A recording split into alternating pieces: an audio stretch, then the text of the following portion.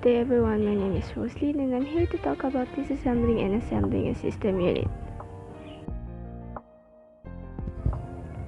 Here are the following steps in disassembling a system unit. Step 1. Make sure to unplug the system unit to avoid any electrocution in the process. Step 2. Use the proper tool for undoing the screws, then gently remove the case.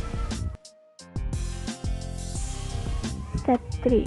Detach the cables attached to one another. Step 4. Remove the power supply. Step 5. Remove the CD or DVD drive. Step 6. Remove the hard disk drive. Step 7. Remove the memory module. Be careful and handle the chip only by its edges. Step 8. Undo the screws from the back of motherboard and carefully detach it from the unit. In assembling a system unit, we just need to reverse the steps in disassembling. Step 1. Attach the motherboard.